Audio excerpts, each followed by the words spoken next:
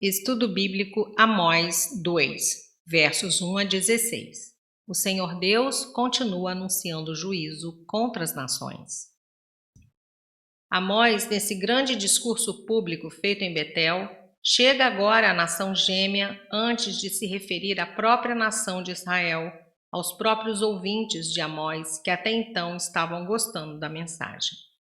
Esse discurso introdutório, capítulo 1, versos 1 a 2, verso 16, abriu o caminho à verdadeira mensagem de Amós, o apelo à nação do norte. Deus relembra seu povo daquilo que fez por eles no passado. O Senhor Deus rasga o coração e demonstra a tristeza pelo comportamento ímpio de seu povo e como eles esqueceram a aliança do passado. Nota: não podemos permitir que o tempo comprometa a dedicação da nossa intimidade com Deus, do nosso compromisso com Ele. Versos 1 a 3. Juízo contra Moabe.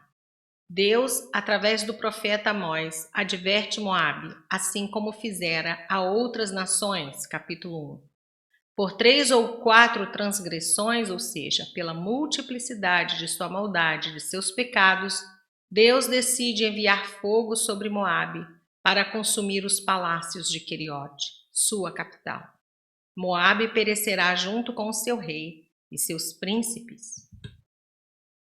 Versos 4 e 5, juízo contra Judá. Ele também expõe os pecados de Judá, porque Judá rejeitou a lei do Senhor. Eles tinham se tornado particularmente merecedores do juízo divino. Êxodo 15, 26, Deuteronômio 4, versos 39 a 40. Verso 4. Tendo conhecimento da lei de Deus, a responsabilidade de Judá diante dele era incomparavelmente maior do que a de outras nações. Lucas 12, 48. A vida de mentiras e de idolatria vivida por uma geração se tornou o padrão da próxima geração. Verso 5. Meterei fogo a Judá. A sentença de Judá revela a imparcialidade de Deus. Deus não faz acepção de pessoas. Essa profecia foi cumprida pelos babilônios sob Nabucodonosor em 586 a.C., segundo Reis 25, versos 8 e 9, Jeremias 17, 27, Oséias 8, 14. A história de Jerusalém contém uma série de invasões. Cercada por Senaqueribe em 710 a.C., dominada pelo faraó Neco em 610, foi destruída por Nabucodonosor em 586 a.C. Depois do cativeiro da Babilônia, seguido pela restauração do templo e da cidade, Jerusalém foi capturada por Ptolomeu Soter em 320 a.C. e em 170 suas muralhas foram arrasadas por Antíoco Epifânio. Em 63 a.C. foi tomada por Pompeu e finalmente no ano 70 de nossa era foi totalmente destruída pelos romanos. Versos 6 a 16. Juízo de Deus contra Israel. E, finalmente, começa a sua acusação contra esse povo. Agora, Amós, com força total, denuncia Israel por injustiça, crueldade, incesto, luxo e idolatria, na predição mais longa do capítulo. Os israelitas do norte estavam, portanto, envolvidos em injustiça, opressão e prostituição. Verso 6. Cometiam injustiças sociais, subvertendo o juízo por dinheiro, condenando por ninharias e oprimindo de várias formas o pobre. Os juízes dispunham-se a condenar os inocentes mediante o pagamento de um suborno. O necessitado. O Senhor tinha a preocupação especial de que os direitos do pobre fossem protegidos. Êxodo 23, verso 6 e Jeremias 5, 28. Mas eles estavam sendo vendidos à escravidão, mesmo por dívidas insignificantes, aqui simbolizadas por um par de sandálias. A escravidão indigente em Israel era legal, mas foi cuidadosamente limitada pela lei de Moisés, Êxodo 21, 2, Deuteronômio 15, 12 e 1 Pedro 2, versos 18 e 19. Versos 7 e 8. O caminho dos justos era pervertido. Mesmo os humildes, pacíficos, despretensiosos e geralmente piedosos se tornavam orgulhosos, autoconfiantes e não sentiam necessidade de Deus em suas vidas. O santo nome do Senhor foi profanado pelos crimes horríveis que eles praticavam à vista das outras nações.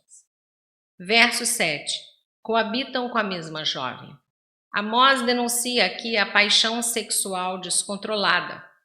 Tal conduta era contra a intenção original de Deus. Gênesis 2, 21 a 24, Mateus 19, versos 4 a 6. Além de profanar o santo nome de Deus, Levítico 18, 24.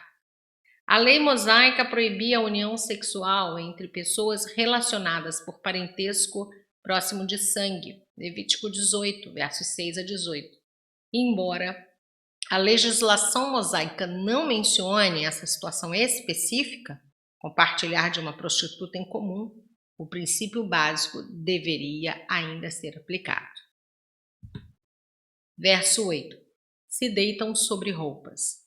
As roupas dos pobres eram peças quadradas de tecido. As pessoas se entregavam ao culto de prostituição da fertilidade ao lado dos altares, profanando assim o nome do Senhor. Havia muitos altares em Israel, incluindo aqueles de Betel, capítulo 3, verso 14, Dan, capítulo 8, verso 14, e Gilgal, Oséias 12, verso 11. Seus pecados de licenciosidade sexual e idolatria somavam-se ao fato de dormirem sobre roupas tomadas como garantia para empréstimos por parte dos pobres. Tais vestes não deveriam ser retidas durante a noite. Êxodo 22, 26, Deuteronômio 24, versos 12 e 13, pois serviam como cobertas para dormir. Vinho dos que foram multados. O dinheiro injustamente recolhido dos pobres gastava-se na compra de vinho para festas imorais. Versos 9 a 12. Eles eram ingratos para com Deus, apesar de suas misericórdias temporais e espirituais.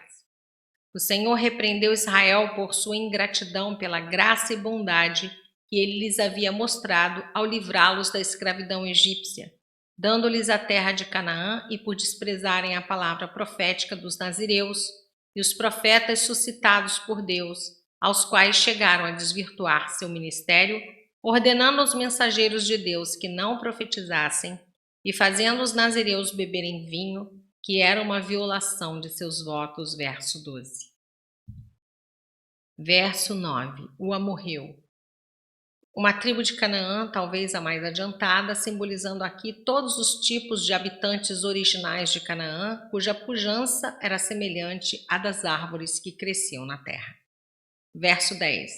Da terra do Egito. Ao lembrar-lhes de sua fidelidade à aliança, Gênesis 50, 24 e Êxodo 3, 8, o Senhor firma sua causa contra a infidelidade de Israel. Verso 11. Suscitei profetas. Soberanamente o Senhor levantou profetas, Deuteronômio 18, versos 15 a 22, Juízes 2, 18, sacerdotes, 1 Samuel 2, 35 e reis, 2 Samuel 7, verso 12. Os profetas serviam como mensageiros do processo legal, enviados por Deus para conclamar o povo de Deus à obediência. Versos 13 a 16. Por isso, seu juízo viria de maneira certa, sem qualquer possibilidade de escape. Por recusarem a repreensão, toda a segurança que julgavam ter seria como o chão em terremoto diante da destruição. Todo o talento de guerra seria inútil. Ninguém, nem o mais forte ou o mais corajoso, poderia defender seu território e se salvar. Verso 13. A linguagem de Amós é a linguagem do pastor e do fazendeiro. Amós demonstra que Deus chama quem ele deseja chamar e usa os talentos individuais para cumprir sua tarefa. Verso 15. Sem harmonia com a vontade de Deus, nenhuma escapatória terá êxito. Verso 16. Naquele dia. A frase com frequência indica o dia do juízo do Senhor, Sofonias 1:7. Aqui refere-se ao dia da conquista de Israel pelos assírios, que já se aproximava. Nota: Judá e Israel gradualmente se afastaram de Deus por não darem atenção à sua voz transmitida pela sua palavra e pelos profetas. Que isto não aconteça conosco.